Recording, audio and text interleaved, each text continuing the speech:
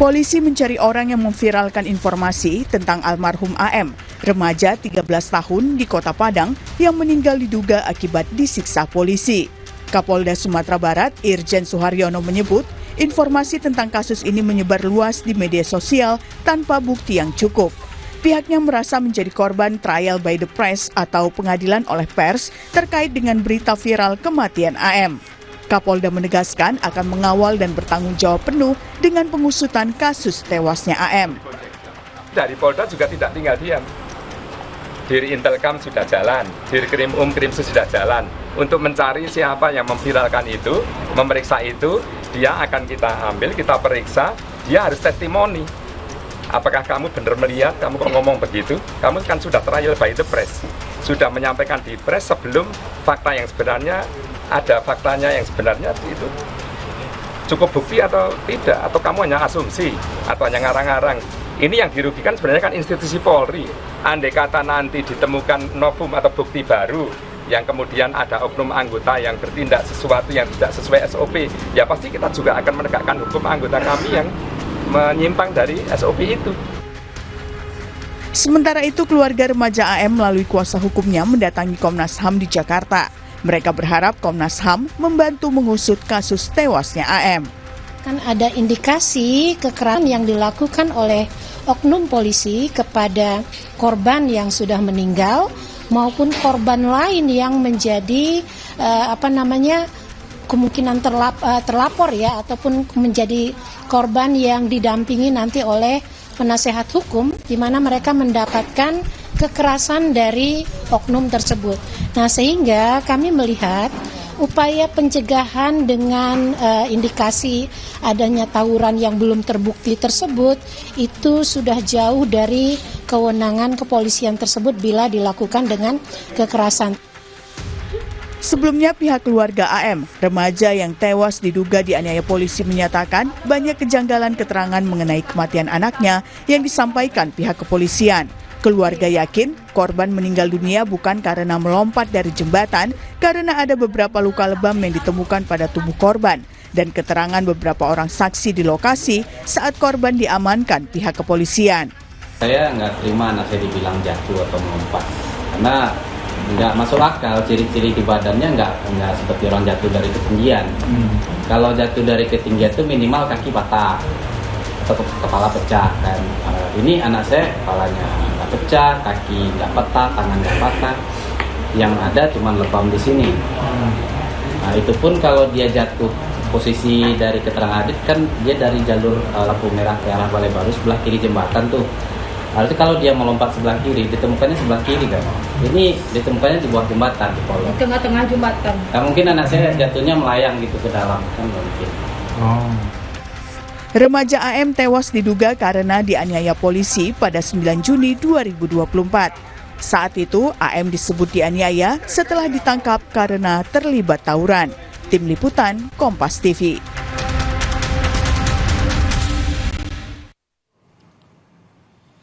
Seorang remaja tewas diduga akibat dianiaya polisi setelah terlibat tawuran. Dugaan ini muncul setelah orang tua korban melihat sejumlah luka dan kejanggalan keterangan dari polisi. Apa yang sebenarnya terjadi dan bagaimana mencermati kasus ini, kita akan bahas bersama orang tua korban AM, berinisial AM, Afrinaldi Afif Maulana, serta Komisioner Kompolnas Yusuf Warsim. Selamat pagi Bapak-Bapak. Selamat pagi. Ya. Saya juga nanti akan hadirkan, kita berusaha juga akan hadirkan Direktur LBH Padang, Indira Suryani, dan kami disclaimer dulu bahwa pagi hari ini juga berupaya untuk mengundang pihak kepolisian dari Kapolda Sumatera Barat, Irjen Pol Suharyono, namun hingga saat ini belum mendapatkan respons. Saya ke Pak Afri dulu. Pak Afri, sebelum saya ajak berbincang, saya ucapkan turut berduka cita dan turut prihatin atas apa yang menimpa keluarga Anda ya Pak Afri ya. Ya, Pak Afri, apa saja yang menurut Anda janggal dari keterangan polisi terkait tewasnya anak Anda ini, Pak Afri? Ya, itu janggal menurut saya, Pak. Mengatakan anak saya jatuh. Dari kondisi badannya itu udah jelas kalau itu bukan jatuh, Pak. Itu luka penganiayaan. Dan polisi bilang itu ditemukannya 11 jam. Padahal anak saya kejadiannya jam 4 dini hari, ditemukannya jam 11 siang, itu sekitar 6 jam. Dan itu pun di badannya itu luka lebam semua, Pak. Bukan luka patah karena jatuh dari ketinggian. Dan itu pun di bawah itu sungainya dangkal cuman semata kaki orang dewasa dan banyak batu-batu di bawah. Kalau jatuh dari ketinggian itu patah harusnya. Karena cukup tinggi jembatannya ya Pak ya? Cukup tinggi Pak, 30 meter lebih Pak. Dan itu kondisi ditemukannya itu bukan seperti orang jatuh, tapi seperti diletakkan Pak, terlentang gitu posisinya Pak. Baik. Lalu menurut keterangan beberapa pihak begitu, saksi juga, ini anak Anda disaksikan berbonceng dengan temannya sendiri berinisial A ya, sebelum akhirnya ditemukan tewas. Sudah dengar keterangan dari temannya ini berinisial A ini, Pak Afri, apa yang sebenarnya terjadi saat itu? Sudah Pak, mereka bilang sebelum kejadian itu mereka kumpul-kumpul di daerah Gaung dan mau ke arah Balai Baru. Dan pas di dekat Polsek Kuranji itu mereka ditendang dari belakang, lalu terjatuh dari motor gitu Pak. Dan terakhir si A ini bilang dia melihat anak saya itu ketika setelah dikerumuni polisi dia nggak ngeliat lagi katanya. Oke, ini berarti menurut keterangan temannya ini bahwa temannya berinisial A ini dibawa oleh pihak polisian, sedangkan sempat melihat gitu sebelum dibawa anak Anda ini dikerumuni oleh pihak polisian dan setelah itu tidak bertemu lagi dengan anak Bapak, begitu ya kira-kira Pak ya? Ya, tapi ada juga saksi yang kami temui, mereka bilang saya ada dibawa ke Polsek katanya Pak. Oke. Ya, saya ke Pak Yusuf Warsim dari Kompolnas. Temuan Kompolnas sejauh ini bagaimana Pak Yusuf soal kasus ini? Baik, terima kasih. Dari kami pertama turut berduka cita, innalillahi wa inna ilaihi raji'un. Nah, tentu kami sebagai pengawas pada saat ini ada dalam pemberitaan, kami langsung memantau ke Sumatera Barat, minta itu didalami. Nah, sekarang kan sudah terang ini sebenarnya, ini korban ada meninggal, tentu apakah ini nanti bisa dijelaskan oleh orang tuanya. Ini apakah sudah divisum atau belum? Nah, jadi kan nanti ini kami Kompolnas tentu mendorong Polda Sumbar agar peristiwa ini diselidiki, dilakukan penyidikan, kemudian di penyidikan dicari apakah memang ada peristiwa pidana, apakah ini diduga penganiayaan atau lebih jauh lagi tentu ini diselidiki. Kalau memang itu sudah jelas, nantinya tentu dicari siapa terduga pelakunya. Intinya kami Kompolnas sebagai pengawas tentu mendorong agar ini diselidiki, benar-benar dipastikan penyebab korban meninggal ini apa. Nah, sementara yang ada dalam pemberitaan diduga dianiaya oleh oknum kepolisian, tentu ini semuanya dalam proses penyidikan. Berdasarkan bukti-bukti yang dikumpulkan nanti, apakah memang mengarah ke sana, tentu ini kita dorong. Nah, nanti bisa dijelaskan oleh Pak Rinal, ini sudah divisum belum? Kami sendiri pada hari ini barangkali akan memantau langsung, akan ke sana, tim Kompolnas, untuk meminta klarifikasi, penjelasan dari Polda seperti apa dulu penanganannya awal ini seperti apa. Nanti akan kami lihat, kami tentu akan menyampaikan saran dan masukan agar peristiwa ini dapat dijelaskan secara hukum. Begini Pak Yusuf, Anda tadi meminta kami menanyakan ke Pak Afri begitu ya, sebagai orang tua korban, apakah sudah divisum dan lain sebagainya. Artinya hingga saat ini Anda belum berkomunikasi dengan orang tua korban maupun juga dengan Polda Sumatera Barat yang terkait dengan kasus ini, Pak Yusuf? Kami kan perlu konfirmasi, kan bisa saja dijawab sudah, ternyata belum, kan begitu. Makanya perlu konfirmasi dari orang tuanya. Jangan sampai informasi yang kami terima sepihak. Kami sudah berkomunikasi dengan Polda Sumbar. Jangan sampai kami sepihak, perlu konfirmasi ke orang tuanya. Itu agar kalau sudah divisum, di situ akan bisa dijelaskan ini disebabkan oleh apa dan ini akan diselidiki tentunya nantinya. Artinya untuk menghindari subjektivitas juga Anda tidak hanya mengonfirmasi pihak kepolisian, tapi juga harus berkomunikasi dengan pihak korban, kan begitu Pak Yusuf ya? Betul. Kami terbuka untuk mendapatkan penjelasan apapun, termasuk apabila ada keluhan-keluhan, Kompolnas kewenangannya kan menerima saran dan keluhan dari masyarakat. Sama-sama kita kawal, kita dorong agar ini benar-benar diselidiki secara profesional. Apa sebenarnya peristiwanya? Apakah memang benar diduga ada oknum yang menyebabkan korban ini meninggal dunia? Ini yang kita kawal. Baik, kalau begitu saya tanya juga ke Pak Afri seperti pertanyaan Pak Yusuf tadi yang ingin ditanyakan ke Pak Afri. Pak Afri, sudah divisumkah ketika almarhum anak Anda ini dinyatakan meninggal dunia begitu? Sudah ada upaya visum sejauh ini? Sudah, Pak. Itu visum kami lakukan pada hari Senin, lepas itu penemuannya hari Minggu dan kami lakukan otopsi pada hari Senin, Pak. Sampai sekarang itu hasilnya belum kami ketahui, Pak. Bahkan hari Jumat kemarin kami tanya itu pas 11 hari, terus kata Pak Kasat Polresta katanya hasilnya belum keluar katanya, Pak. Oke, dan yang saya terima juga informasinya ketika anak Anda ini dibawa ke rumah sakit begitu setelah dinyatakan meninggal dunia dan kemudian ke pihak keluarga katanya tidak ada pernyataan bahwa anak Anda ini meninggal secara tidak wajar begitu ya? Iya, Pak. Gimana, Pak?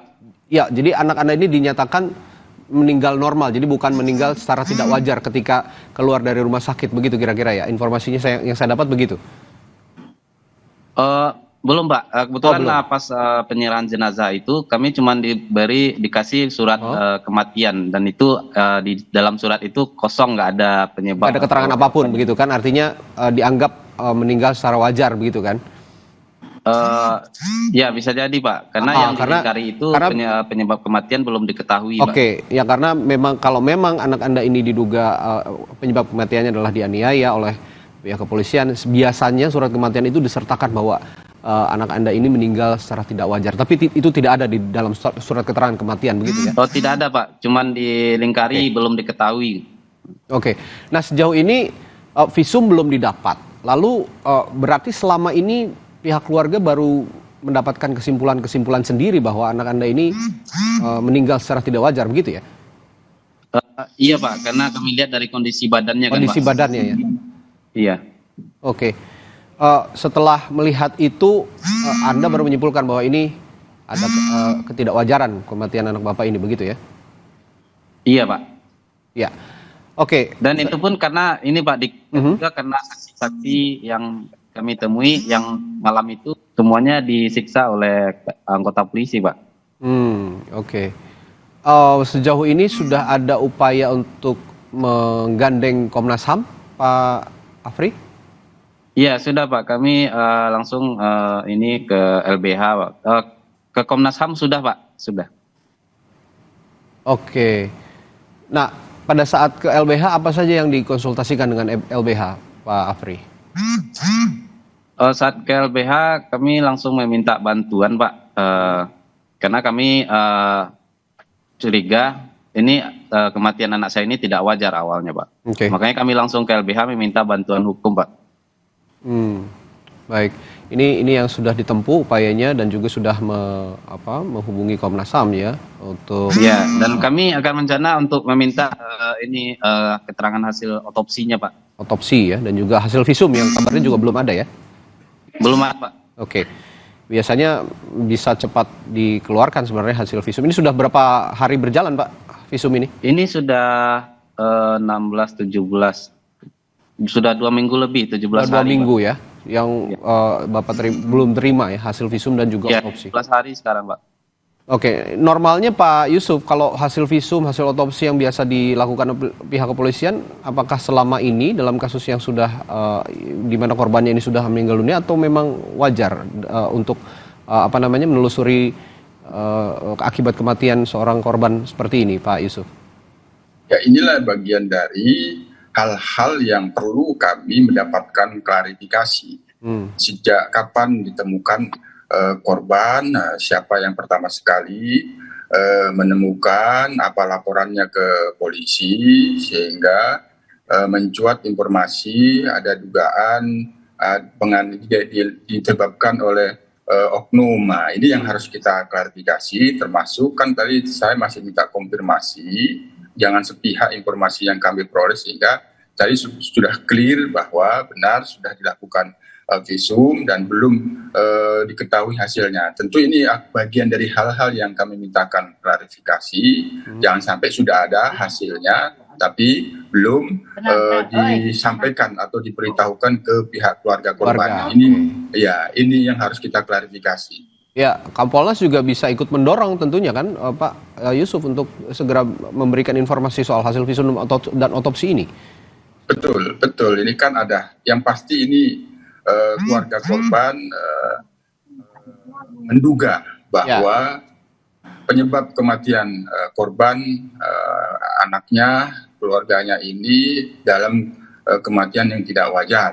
Maka tentu ini perlu diselidiki. Nah, sudah ada hasil visumnya, itu tentu perlu disampaikan kepada korban agar lebih jelas itu apa sebabnya. Tapi tentu ini apabila dilakukan penyelidikan, tentu visum itu bagian dari proses penyelidikan. Nah, yang pasti karena ini sudah mendapatkan penjelasan dari orang tua, ini sudah berjalan 2 minggu, maka kami hari ini tim Kompolnas akan ke Sumatera Barat untuk pertama meminta klarifikasi dan mendorong agar apabila sudah dilakukan penyelidikannya, maka pihak keluarga korban tentu bisa proaktif diberikan informasi-informasi sebagai bagian dari wujud transparansi di dalam penyelidikan penanganan meninggalnya korban. Oke, Pak Yusuf begini, ini ada catatan khusus dari Komisi untuk Orang Hilang dan Korban Tindak Kekerasan, Kontras begitu ya. Ini mencatat ada kasus kekerasan dan penyiksaan oleh anggota polisi yang tidak bergeming atau tidak berjalan kasusnya dalam 3 tahun terakhir yang mencapai 600-an kasus. Ini dikarenakan menurut mereka, menurut Kontras, budaya kekerasan di kepolisian ini termanifestasi dalam tugas-tugas polisi di lapangan, termasuk pengawasan yang lemah. Ini ada poin pengawasan yang lemah, di mana ini adalah ranah Kompolnas juga untuk mengawasi kinerja kepolisian. Bagaimana respon Anda soal ini? Ya, pengawasan lemah tentu dilihat dari mana dulu. Nah, kalau dari sisi regulasi ya memang kita punya keterbatasan untuk bisa mengawasi secara lebih tajam. Misalnya pengawasan kita kan paling sesuai dengan ketentuan peraturan perundang-undangan. Kita mendorong agar penanganan kasus-kasus itu dilakukan secara profesional, misal dengan adanya penerimaan saran dan keluhan masyarakat. Nah, ketika kasus mendapat perhatian publik, kita kan sudah mengerti bagaimana publik menyorot itu, maka kita memantau langsung.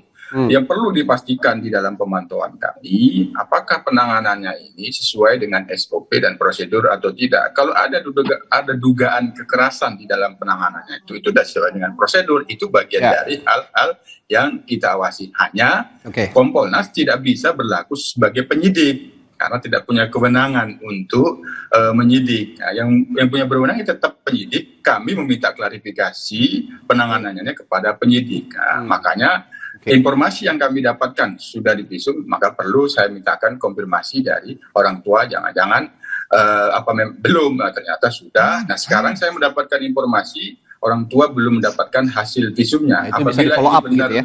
Ya, sudah 2 minggu. Nah, ini kita harus dorong agar pihak kepolisian proaktif memberikan perkembangan penanganannya kepada keluarga. Itu bagian dari, sekali lagi, wujud transparansi. Bicara soal pengawasan juga nih Pak Yusuf, saya juga dengar dari Kompolnas ada wacana begitu ya, salah satu bentuk pengawasan yang paling mungkin dilakukan adalah pemasangan kamera pada seluruh anggota polisi yang bertugas di lapangan atau body camera ya. Nah, hal ini sudah diwacanakan lama sebenarnya oleh Kompolnas, saya sempat dengar itu. Bagaimana teknisnya nanti dan bagaimana ini bisa terwujud dan kapan bisa terwujud, saya akan tanyakan ke Pak Yusuf. Tahan dulu jawabannya, kita akan jeda dulu Pak Yusuf, akan dijawab sesaat lagi oleh Kompolnas di Sapa Indonesia Pagi. Tetaplah bersama kami.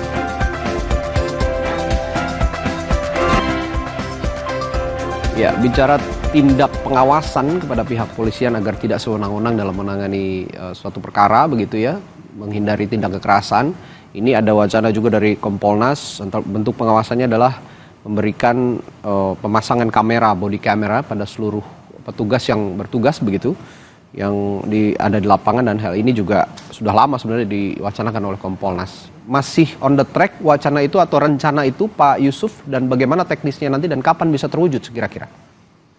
Ya, jadi begini, saya ingin memberikan penjelasan dulu terkait dengan meninggalnya almarhum Ananda Afif ini. Tentu ada pemberitaan itu diduga disebabkan oleh oknum. Tentu ini harus direspon oleh Polda, diselidiki apapun hasilnya, apakah benar atau tidak, tentu ini yang kita dorong.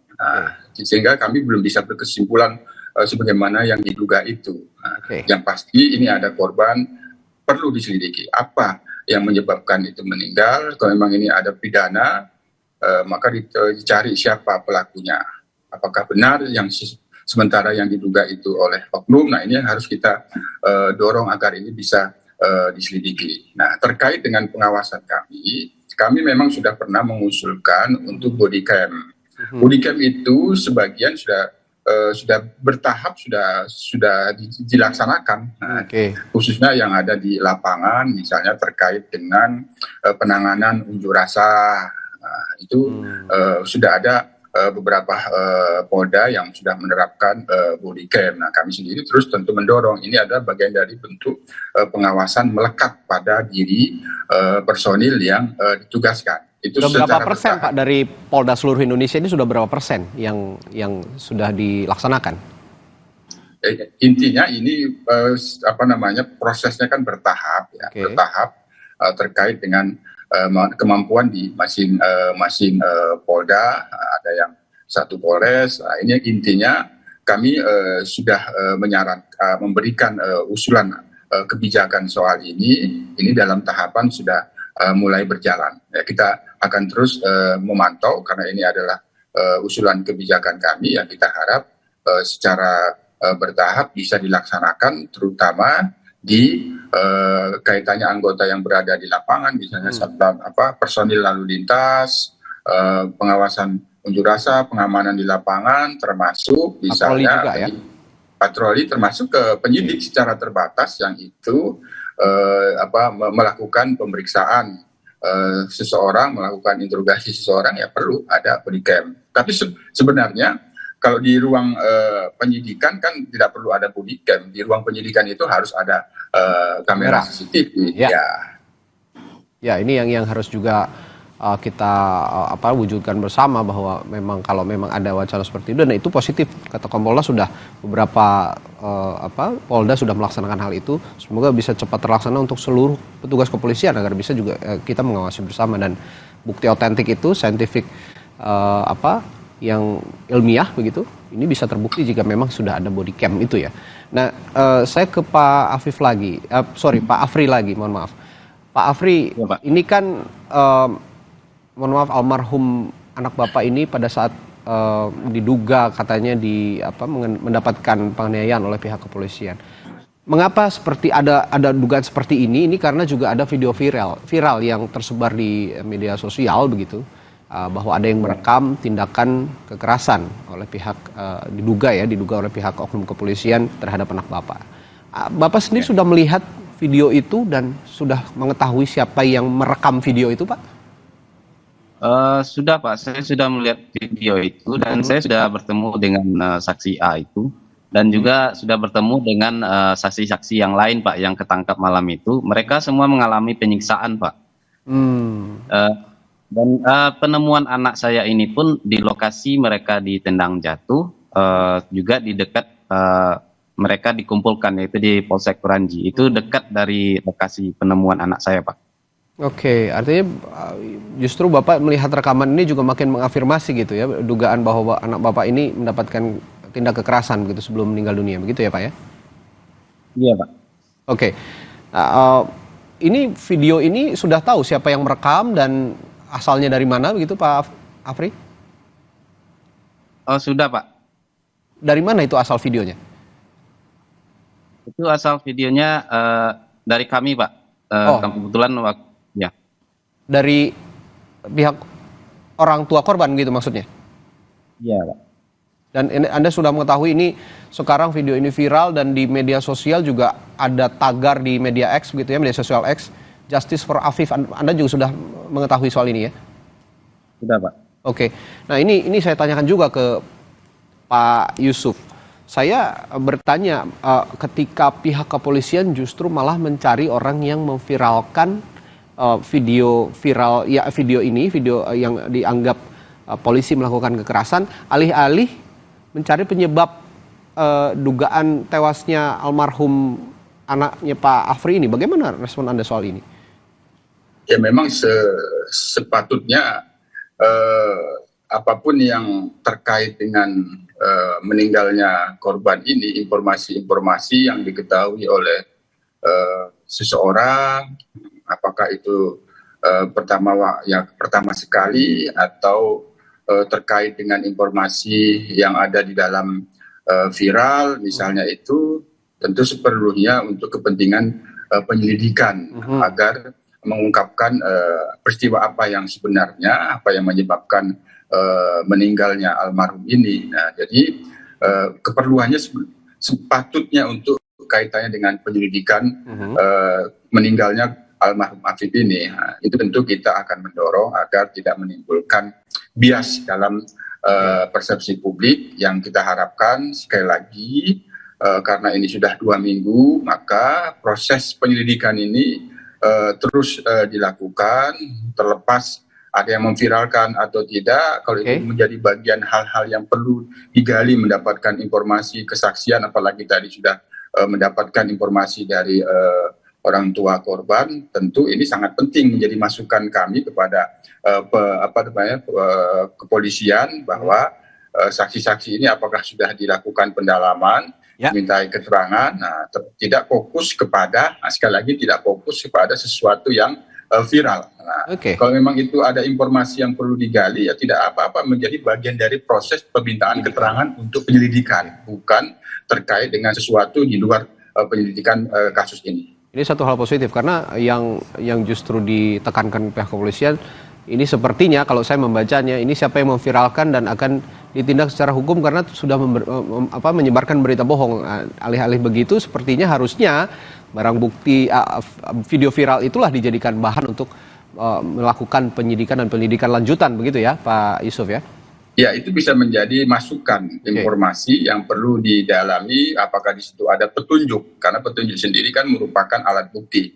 Itu yang perlu didalami. Jadi seperlunya tidak terkait dengan persoalan viralisasi itu, tapi apakah ada informasi yang bisa dijadikan petunjuk, itu yang kita dorong. Ya, saya coba juga untuk menghubungi Direktur Lembaga Bantuan Hukum Padang, Indira Suryani. Selamat pagi, Bu Indira. Pagi, Mas. Baik. Ya, Bu Indira, ini kita sudah memperbincangkan sejak awal tadi apa saja temuan dari pihak keluarga korban, lalu juga Kompolnas. Nah, kalau dari LBH, temuannya apa saja soal ini, soal kejanggalan kasus yang menimpa anaknya Pak Afri ini? Jadi memang pertama ya, kenapa LBH Padang sangat yakin ada penyiksaan itu saat kejadian. Satu, memang lebam di tubuh korban, dan kami temukan korban-korban lainnya juga mendapatkan kekerasan dan penyiksaan begitu. Kan kami juga menemui mereka langsung, lalu mengidentifikasi, memfoto, mendokumentasikan begitu. Ketika Polda Sumbar mengatakan mereka yakin bahwa tidak ada prosedur yang dilanggar saat itu, kami merilis foto-foto yang kami miliki begitu. Dan nanti kami sekitar jam 11 akan ke Propam Polda Sumbar untuk melaporkan hasil temuan kami ini, agar kemudian kami ingin meyakinkan kepolisian memang saat itu terjadi penyiksaan begitu, karena memang dari hasil foto, identifikasi kami, keterangan saksi-saksi anak seperti itu. Dan kemudian kemarin kami juga berupaya ya datang ke lokasi TKP di bawah jembatan Kuranji. Saya pergi dengan tim ke sana dan berbicara dengan beberapa warga yang ada di bawah jembatan yang melakukan proses rekonstruksi begitu ya, proses perbaikan alur air. Jadi saat itu dari keterangannya dia katakan saat kejadian air itu sangat dangkal sekitar selutut begitu ya. Saya juga sempat menanyakan di mana pastinya mayat Afif Maulana ditemukan, dia menunjukkan, dan kemudian warga mengatakan saat itu air dangkal dan sekarang air ini dalam karena sudah kami keruk dengan eskavator ini begitu, karena dalam proses pengerjaan. Nah, dalam situasi itu yang kami lihat bahwa kalau memang ada terjadi lompatan mungkin lebih fatal lagi akibatnya begitu. Dan kami juga memperhatikan konferensi pers dari Polda Sumbar yang mengatakan bahwa lebam-lebam di tubuh korban ini kuat indikasi adalah lebam mayat gitu. Kami saat ini sudah berkontak gitu ya, mencari dokter-dokter forensik yang kami kenal untuk menanyakan soal lebam mayat, dan dari hasil itu kami temukan bahwa lebam mayat itu bukan muncul 7-8 jam begitu. Jadi ada informasi yang kami terima dari dokter forensik lebih dari itu begitu ya. Dan kemudian kami juga akan mengambil hasil otopsi ya, meminta salinan otopsi, karena kami berpikir bahwa jika memang kami masih meragukan hasil otopsi ini, kami tentu akan mencari second opinion atas kasus ini begitu, mencari dokter forensik lainnya. Itu yang akan kami lakukan ke depannya, Bang. Baik, otopsi juga belum ada hasilnya dari pihak kepolisian. Tadi juga Pak Afri bilang hasil visum juga belum didapatkan gitu ya, Bu Indira ya? Iya, ini agak lama ya, karena waktu itu keluarga mengatakan sekitar sekitar ini ya, visumnya itu kan sebelum dikuburkan begitu, dan ini cukup lama hasilnya, dan kami mendesak juga segera mengeluarkan hasil visum dan otopsi, dan tentu saja keluarga dan kuasa hukum ingin mendapatkan hasil otopsi itu. Oke, dari sejumlah fakta yang sudah Anda utarakan tadi, ada sejumlah kejanggalan, tapi di sisi lain polisi menyebut tidak ada nama AM atau anak dari Pak Afri ini ya, yang menjadi korban, diduga menjadi korban di daftar remaja yang ditanggap karena diduga hendak melakukan tawuran. Artinya AM tidak pernah dibawa ke kantor polisi. Bagaimana Anda bisa mematahkan argumentasi polisi ini, Bu Indira? Jadi ada beberapa titik yang perlu dicurigai. Pertama di jembatan, lalu di depan Mapolsek Kuranji, Kapolsek Kuranji, dan di Kapolsek Kuranji, lalu mereka dibawa ke Polda Sumbar. Jadi ada keterangan, mungkin itu sudah digelar juga di beberapa media.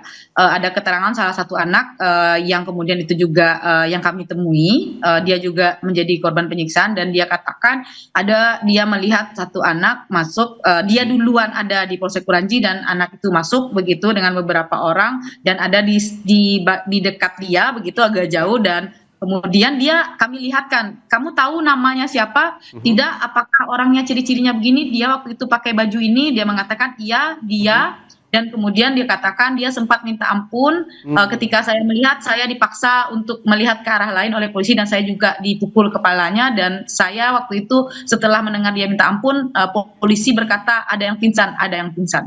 Nah, itu keterangan yang kemudian kami kunci ya, dan kami tentu ingin segera saksi-saksi ini dilindungi begitu. Karena memang dari hasil investigasi kami ada beberapa titik-titik yang kami curigai, apakah di jembatan, di Mapolsek, dan juga di depan Mapolsek begitu. Ada 3 titik itu yang kemudian harus diidentifikasi dengan jelas begitu, di mana keberadaan korban saat itu. Oke. Ini yang saya tekankan juga, saya highlight tadi dari pernyataan Ibu Indira bahwa harus juga ada perlindungan saksi, sehingga tidak lagi atau merasa terancam ya saksi-saksi ini jika memang nanti lanjutan dari penyelidikan dalam kasus dugaan kekerasan yang dilakukan oleh pihak kepolisian ini berlanjut begitu. Nah, saya ke Pak Yusuf lagi. Pak Yusuf, Anda juga sepertinya dari Kompolnas tidak akan bekerja sendiri begitu ya, dan akan ada kolaborasi dengan KPAI, LPSK, lalu juga KPPA yang ada di daerah di Padang sana. Sejauh ini sudah terkoordinasikan itu semua untuk mengusut dugaan kekerasan dari kepolisian di Padang ini, Pak Yusuf? Baik, dari kami dan KPAI sudah melakukan komunikasi dan koordinasi dari sejak awal mencuat dalam pemberitaan viral. KPAI meminta kami untuk memberikan atensi. Itu sudah kami lakukan dengan KPU, jadi sama-sama kita kawal, apalagi kalau memang ada pengaduan ke Komnas HAM, tentu karena Kompolnas punya MOU dengan Komnas HAM, pasti kami akan bersinergi dengan Komnas HAM mengawal kasus ini. Apalagi tadi dijelaskan oleh pihak Ibu Indira kaitannya dengan penanganan tawuran, apabila memang itu ada diduga melanggar SOP, tentu pihak Polda Jabar tidak akan sungkan-sungkan akan memberikan penegasan kepada yang melanggar SOP di dalam apabila ada penanganan tawuran yang itu diduga ada kekerasan, pasti kami pastikan itu akan diberikan sanksi nantinya. Hanya sekali lagi, karena ini sudah ada korban almarhum Api, tentu kita harus mendorong ini diselidiki secara profesional. Apakah memang benar ini disebabkan oleh adanya ulah oknum? Tentu hasil penyelidikan inilah yang sama-sama kita kawal, kita dorong, apalagi sudah ada pihak LBH Padang. Tentu informasi apapun yang dimiliki, kami sangat terbuka untuk bisa menerima apapun keluhan sama-sama kita kawal agar ini benar-benar bisa dituntaskan siapapun yang diduga pelakunya nanti kalau memang itu diduga disebabkan oleh adanya penganiayaan. Oke, baik. Pak Afri, tadi juga sempat disinggung soal perlindungan saksi dan korban. Sejauh ini Anda sebagai pihak keluarga pernah mengalami hal-hal yang tidak menyenangkan begitu atau intimidasi misalnya selama Anda melaporkan dugaan kekerasan yang dialami almarhum anak Anda ini, Pak Afri? Kalau saya pribadi nggak ada, Pak. Cuman paman anak saya itu mendapat perlakuan ketidaknyamanan, Pak. Bentuknya seperti apa ketidaknyamanannya? Seperti selalu ada orang yang berdiri di depan rumahnya pakai motor, melihat rumahnya itu sering, Pak. Di dini hari, malam hari, tengah malam, siang juga sudah ada kata-kata menakut-nakuti paman anak saya juga. Gitu, Pak. Pokoknya yang mengalami itu paman anak saya yang kebanyakan, Pak. Oke. Tapi dari pihak keluarga inti sejauh ini belum ada pengalaman seperti itu ya. Tapi ada paman dari anak Bapak ya. Artinya adik atau kakak dari Pak Afri ya? Kakak dari istri. Oh, kakak dari istri Pak Afri yang saat ini mengalami dugaan intimidasi begitu dari pihak-pihak tertentu. Tapi ini juga semoga didengar juga oleh pihak kepolisian bahwa ada intimidasi, ada yang mengawasi begitu ya kira-kira ya dalam beberapa hari kebelakang ini setelah ada laporan begitu dugaan kekerasan yang dialami anak Bapak. Artinya sampai saat ini pihak keluarga merasa memerlukan ya adanya perlindungan dari lembaga perlindungan saksi dan korban, Pak Afri. Iya, Pak. Iya. Ya, merasa perlu ya untuk ada perlindungan dari LPSK. Sudah berkomunikasi dengan LPSK, Pak Afri? Belum, Pak. Baru dengan LBH, Pak. Kami komunikasi minta perlindungan. Oke. Kalau gitu saya ke Bu Indira lagi. Perlukah segera akan ada koordinasi dengan LPSK untuk melindungi saksi dan korban ini, Bu Indira? Iya, hari ini anggota LBH Padang yang ada di Jakarta, mereka akan datang ke LPSK pada siang hari ini meminta perlindungan.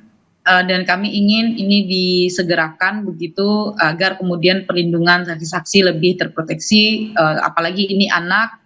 Dan kemudian jujur saja, Bang, sebenarnya sebelum saksi A itu datang ke Polres, dia sudah bertemu dengan kami dan kami sempat mencatatkan keterangan dan ada beberapa keterangannya yang berbeda dari yang dia berikan ke kami dan keluarga dan yang diberikan ke kepolisian.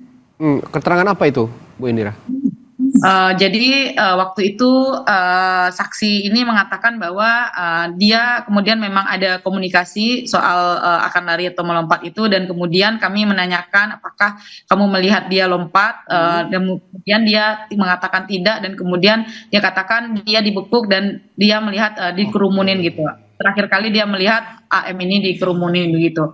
Dan waktu itu karena dia anak, tentu saja kami tidak bisa meminta kuasa langsung kepada dia. Tentu kami izin kepada keluarganya yang memberikan kuasa kepada kami. Lalu kontak kami keputus dengan mengatakan dia punya semacam om lah di Polda atau apa begitu. Nah ini situasinya dan kami hilang kontak sampai saat ini tidak bisa kami temui. Oke, ini perbedaan keterangan ini juga diduga mungkin saja ada intimidasi di tengahnya sehingga ada perbedaan keterangan itu begitu ya Bu Indira ya? Ya, karena kita harus ingat kasus AM ini bermula viral ketika saksi A ini diwawancarai oleh keluarga dan kemudian di-up langsung di media sosial sehingga kemudian datanglah banyak pemberitaan itu dan kami turun karena kasus ini viral di media begitu. Dan keluarga juga datang ke kami dan kami ditemankan oleh keluarga untuk bertemu dengan saksi-saksi lainnya, anak-anak lainnya yang juga mendapatkan tindakan penyiksaan begitu. Jadi proaktif keluarga untuk mencari saksi-saksi dan kemudian mendokumentasikannya itu sangat luar biasa sebenarnya.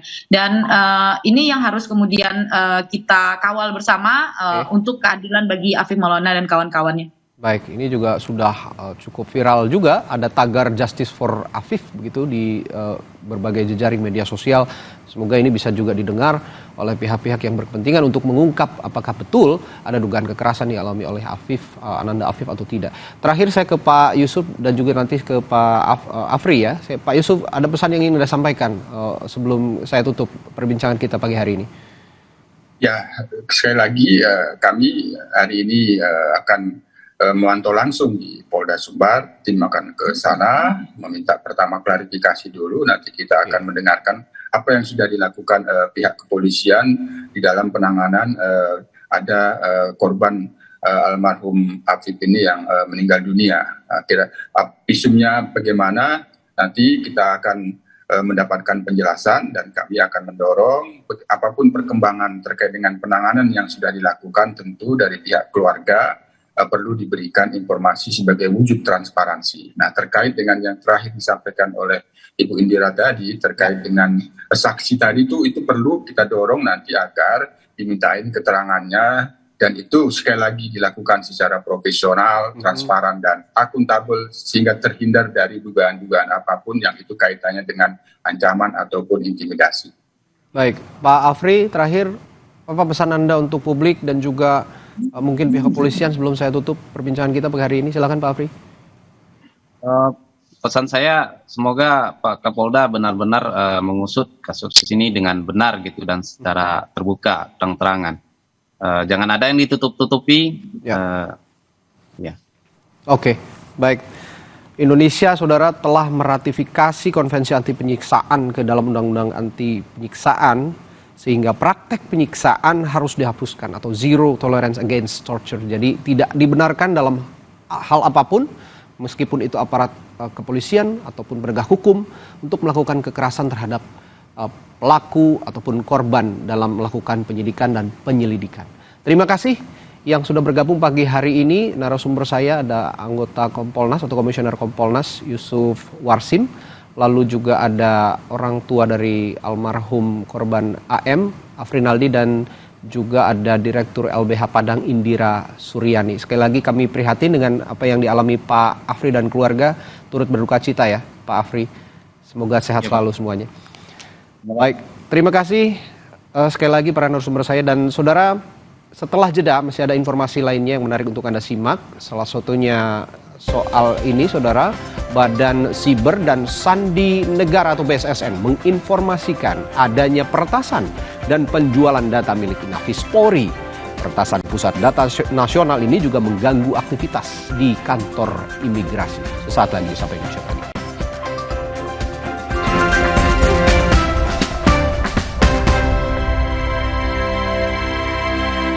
Aku coba Le Mineral, seger banget, nggak bikin enak sama sekali. Benar, karena Le Mineral mengandung mineral esensial seperti kalsium, magnesium, dan bikarbonat. Inilah yang membuat rasa airnya lebih segar.